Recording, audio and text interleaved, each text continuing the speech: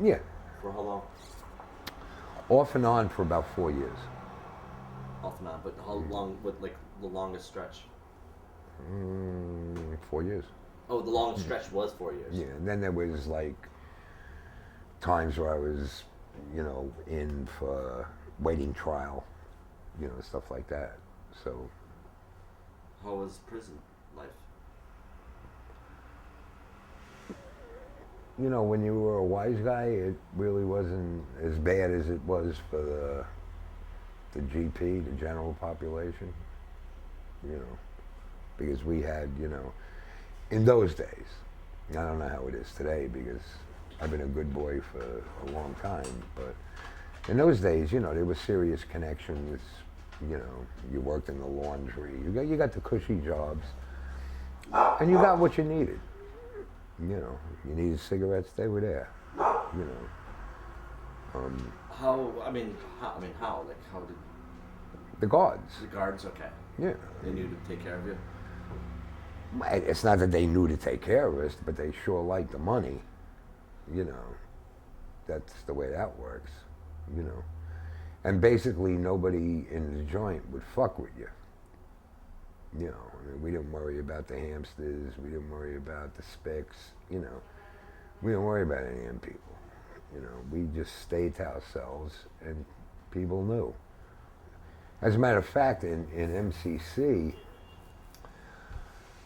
the ninth floor of Manhattan Correctional Center is basically all mob guys. And nobody else, like if you were a Crip, if you were a Blood, a Latin King, you weren't labeled. But if you were on the ninth floor, on your orange jumpsuit, next to your number it said OC, organized crime. So people kind of like shied away from screwing with the OC boys because they knew what was going to happen. We weren't going to bend over for nobody. And we stayed to ourselves. We didn't bother with them, and they knew better than to bother with us. So you never had any problems. Not until my own people tried to kill me. But we covered that again already, didn't we? Yeah. I only had trouble with my own people. But that's the ways in the mafia. You have trouble with your own people. Nobody else fucks with you. They basically leave us alone.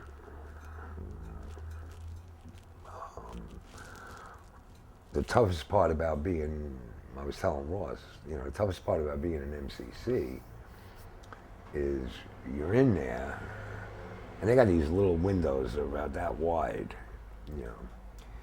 and you look out, from your cell out these windows at night, and you see New York City, and you're just like, man, all the shit that's going on out there right now, my boys are out there, blah, blah, blah.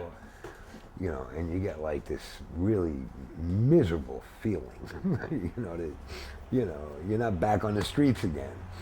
You're just locked up, And I happened to be locked up with a Colombian that couldn't speak English. He was my cellmate. And it was just like, we didn't relate real well, and he had a lot of cocaine. He was dealing a lot of cocaine in the joint, and he'd hide it, in the air conditioning ducts and stuff like that. And I used to tell him, look, man, I don't want to fucking go down for this shit, And it was kind of hard communicating with him. But, shakedowns happen, and the shakedowns, they know all the tricks. They know where shit's hidden and stuff like that. Whether they decide to overlook it or not is about the geeks. It's about the money. So, luckily, I never got in trouble for that because I had nothing to do with it.